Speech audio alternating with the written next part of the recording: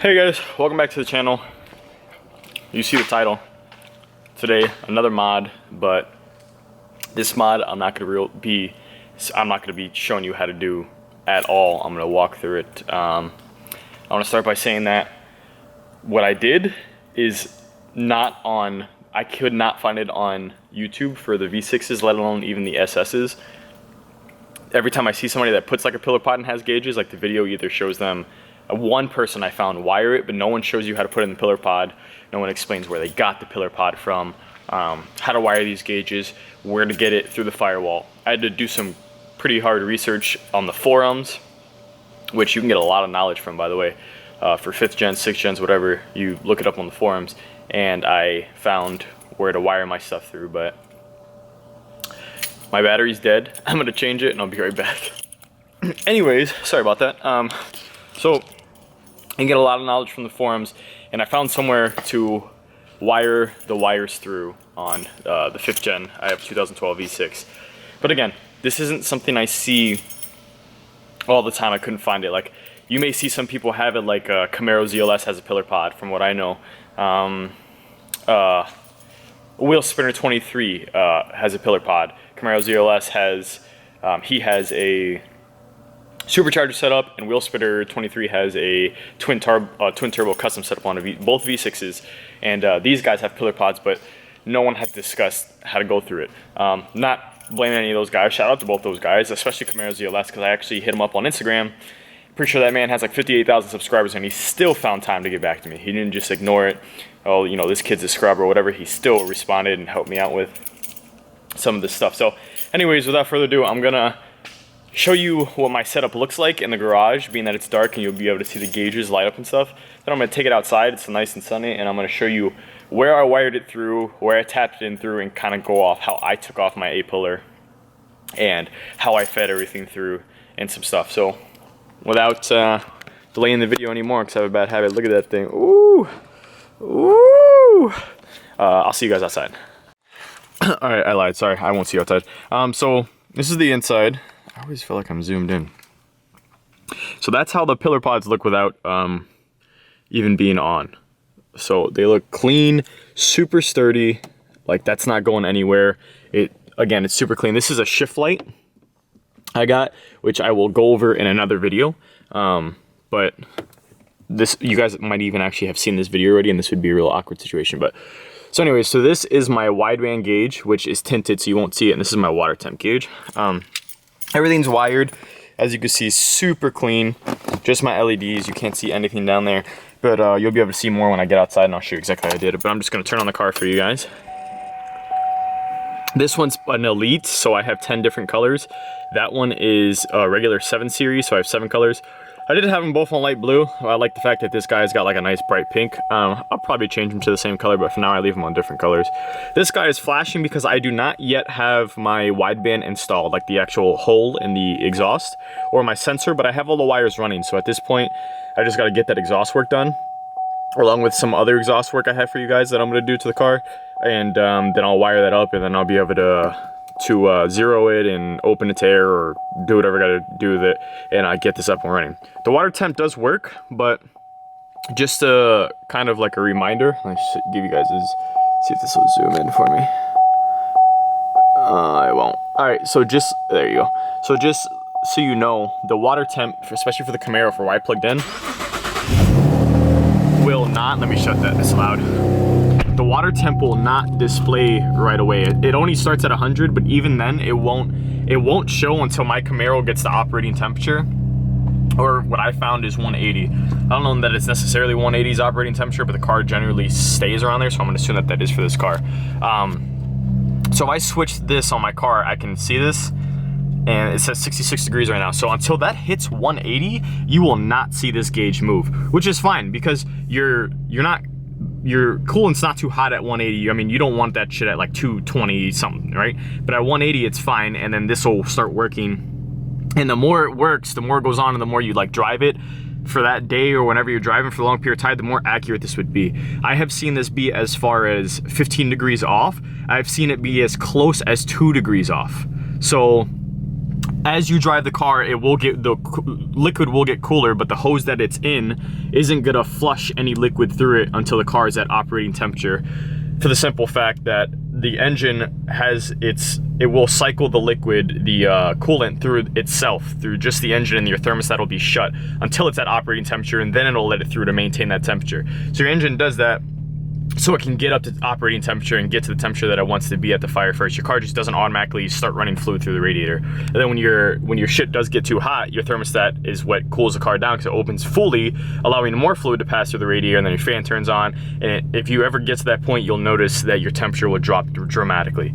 So this won't work until this hits, till the car gets to 180, and I'll show you that when I'm outside. Once the car gets to 180, that'll start coming up. And like I said, it gets pretty accurate, but it'll almost never be spot on. There might be some people out there that'll say it's spot on, but it almost will never be, because my water temp adapter is in a hose, right? And this sensor is in the actual block. Some people should replace it in the block, but then I wouldn't have it in my car, and I don't mind having two to compare. But anyways, sorry that took kind of a long time. I'll see you guys outside to show you how I wired this up. All right guys, we're outside. I just want to show you that that's at 144, and this still hasn't moved, and that's okay, don't freak out. But while we're waiting for that, I kind of want to show you just the start of how I wired it.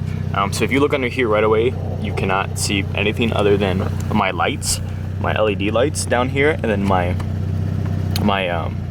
OBD2 port. So you can't see anything else, which is the point, especially from up here. Up here you can't see anything. So it's super clean, and then you come down here, and I don't know if you could see that, but this, by the way, I got from Amazon, and it said that it had 3 pieces of 3M tape, but it didn't. I bought a roll from Amazon for like, I don't know, $4. Cut it into 3 pieces, and I taped that there, and I 3M'd it, double-sided tape.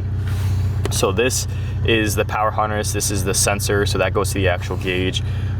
This power harness gives the whole thing power, and then all the way back there, which you probably won't be able to see, you can see it kind of like in the distance, you have that guy right there. That is the harness that goes to the actual sensor, which is wired to the firewall, which I will show you where it's wired in a second. This is my green cable that goes to my water temp sensor, and there's a black cable right above it that's the ground for the sensor, which I'll show you. But it's all super clean, comes through, you'll never be able to see that. And that's where I mounted it, and I don't have to do any power cables for the wideband sensor, because I have the power harness in that box. So that's just where I mounted the box, just to give you guys ideas if you want to do it. This is taking a little bit, so I will be back in a second when this hits 180. So we're still waiting. So while we're waiting, I'm going to show you, I took off this panel, and this is where your fuse box is going to be, and I'm going to show you how I wired my things. By the way, this, well, I'll get to that later. This is going to be kind of a long video, guys. Sorry, doing the best I can. These cables that you see here are actually from the water temperature gauge. I cut the orange because the orange you need for if you want to dim the lights. Otherwise, red's your power, black's your ground, which is back here, green is for the sensor, and yellow is to, you don't need to wire yellow, or you could wire yellow and red the same, I believe, but yellow is essentially so the gauge remembers what color you had last. Otherwise, you'll constantly have to change the colors. Some people wire them together, but it's not gonna make a difference, because when you lose power, it's not gonna remember it. Yellow is supposed to go to a constant source, so it remembers, and it won't drain your battery, so it remembers the color. Red goes to a switch source, and then your black goes to a ground. Green goes to your sensor for the water sensor, and the orange you would go to like a fuse that has to do with the lights, so you can dim the color. But I don't really give a shit about dimming the color. So I know it looks kind of crazy in here, but this is my wideband sensor, right? So I already told you that this goes down there, and it's wired right here. So the power sensor goes, this power sensor goes to the box. It's the same thing. You have a yellow, a red, an orange, and a black, and my black is going to a ground, the same ground as this guy, and the same ground as the water sensor, all the way back there. So it's kind of hard to tell, but it's because it's like at the end. So this is the ground right here. There's so much black you can't really see it, and then the water sensor ground is going to this bolt back here that's down there. There's a little 7mm bolt, and I just did it to that.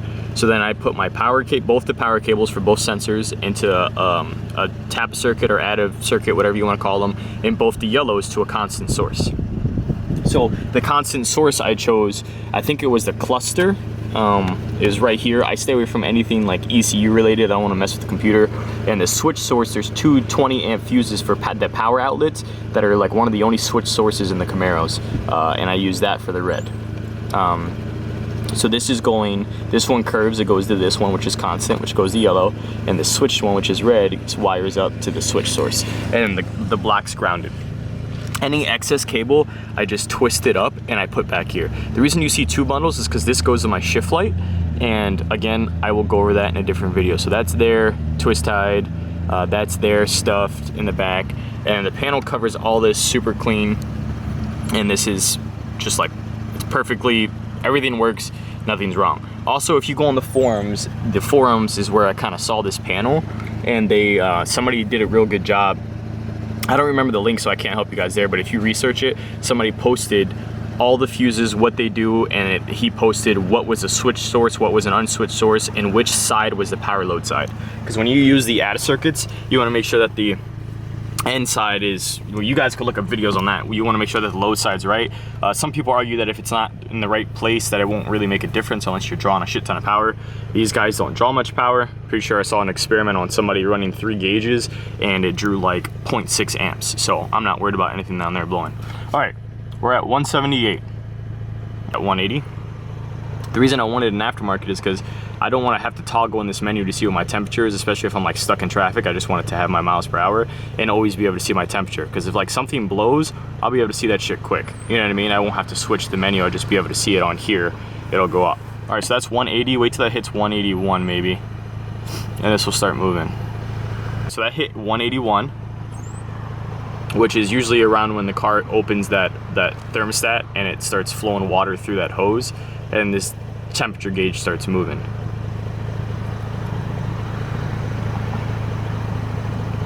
But I guess the car doesn't like me today and it doesn't want to do it.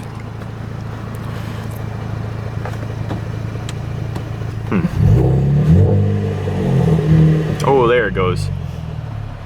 So now the engine opened that hose finally, and then that's going to start climbing.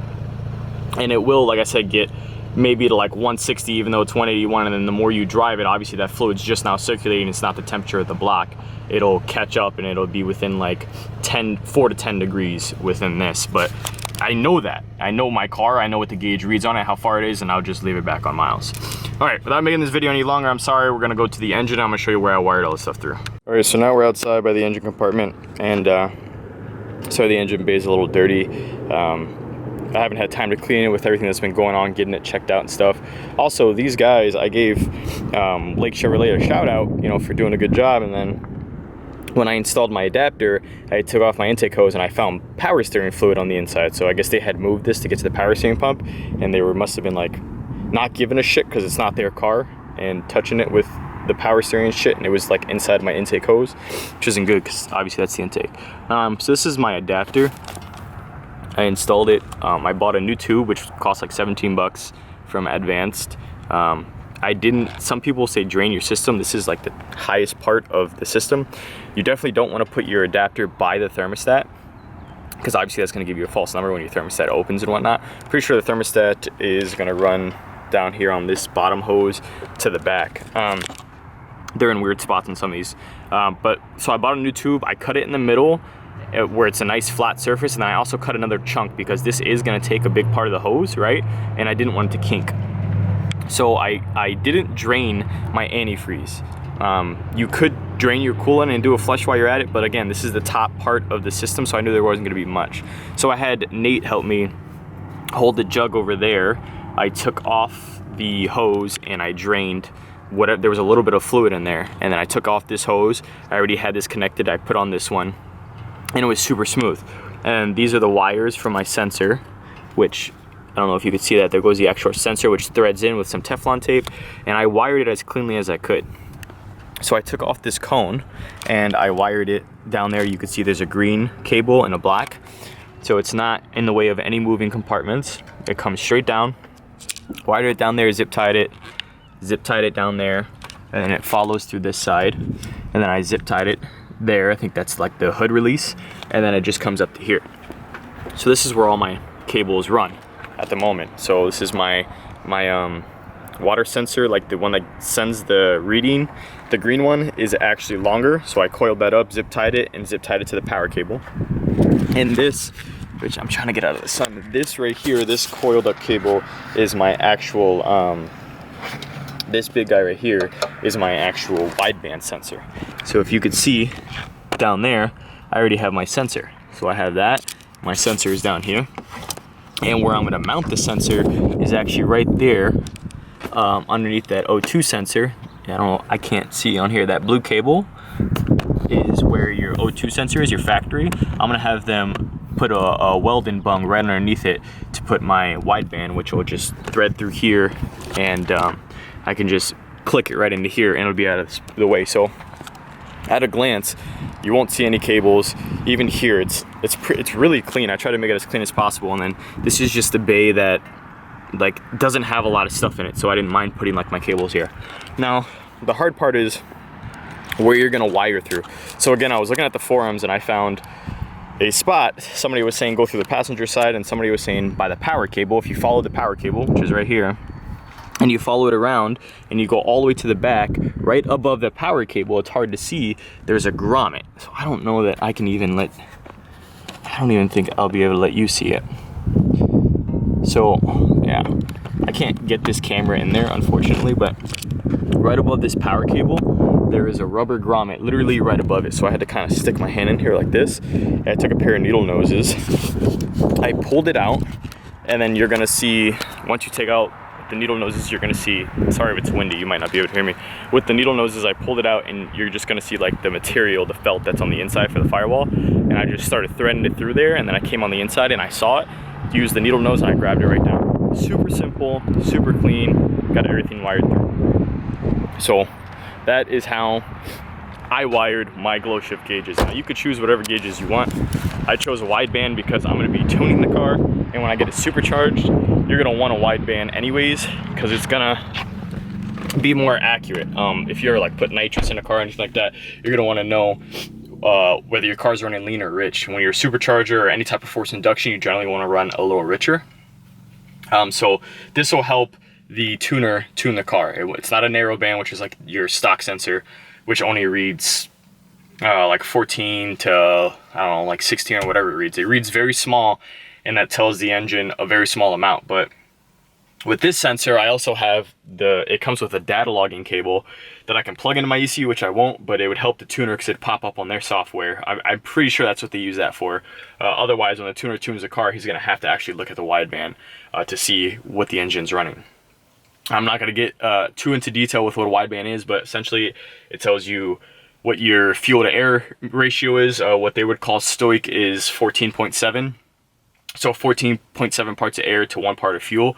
If you run 13.6, for example, parts of air to 1 part of fuel, obviously you're rich because that 1 part of fuel is taking up more of a space. If you're running 15.7 parts of air to 1 part of fuel, then it's running lean, obviously, because there's more air and there's less fuel. So again, people run dual widebands. They put 2 sensors on each side.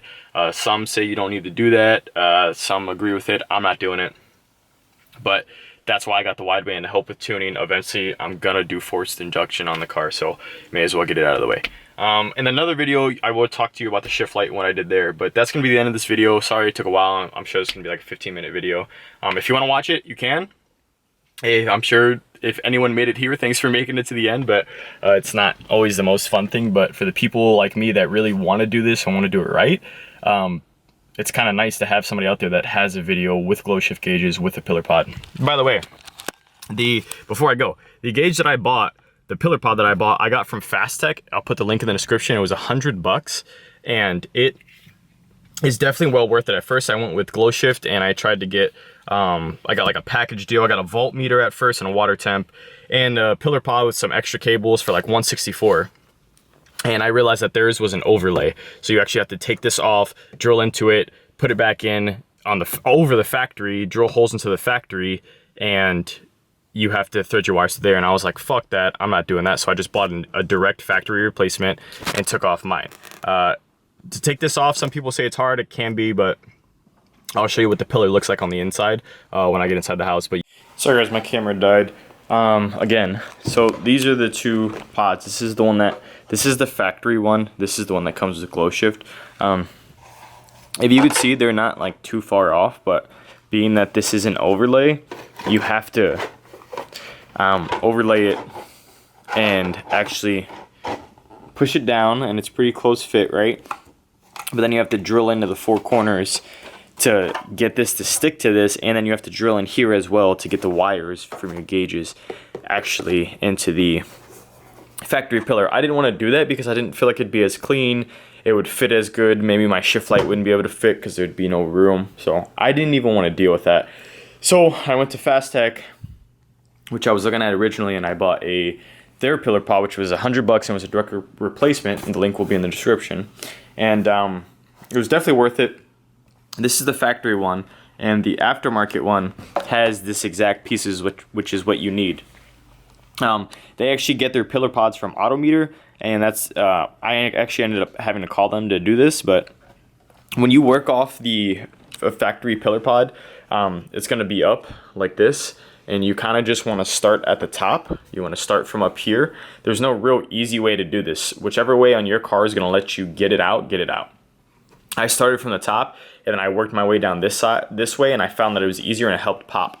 When you do pull this out, do not pull it out all the way, because that's what the whole point of this is there's a safety clip on here, and it's going to kind of be on like this. It's going to have like 2 pieces on each side, and you're going to have to go to this back side and push something down to get this slip out. And then when you remove the factory pillar pod, this will stay up, the clip will stay up. And when you put in the new one, which looks like this, you just slide the clip back in and you can reseat this. I could not be more, I don't know how to say it. I could not give you a better warning when saying this. When you install this, remove your disconnect the battery, remove the negative terminal, because you're working with an airbag. You're working in an area where an airbag is, right? So if something goes wrong and it just decides to go off and you have like a flathead, you can impale yourself. You could possibly kill yourself with this thing. I don't know, break your neck maybe. So disconnect your negative battery terminal before you do this. So that's how you would get the pillar down. Work your way. Know that you can't pull it all the way right away because there's a safety clip. Get in there whichever way you can. Unrelease that tab. Get this out. Put the new one in. Put the safety clip back in and attach it up. And the nice part about the factory replacement, which isn't this one by the way, but just for example, the factory replacement is just in there, so you never have to drill a hole to get your cables. You can switch out your gauges anytime and just thread them in here, and it will literally feed right down where that fuse box is. So it's actually perfect. So that's how you would take out and install the pillar pod. By the way, I am not going to use this, so if anyone wants a pillar pod, an overlay, not a direct replacement, send me an email and maybe we can work out a price. I'm not going to sell it to you for much because I'm not using it, so let me know about that. Alright guys, so thanks for watching the video. It's me and my lady back there. As you could tell, this is a different hat, which means it is a different day. I did do the video the next day, but for some reason my camera didn't pick up the audio, so I had to redo it for you guys. But anyways, thank you for watching so much. Sorry that this video is so long. I just want to be as in-depth as I could be.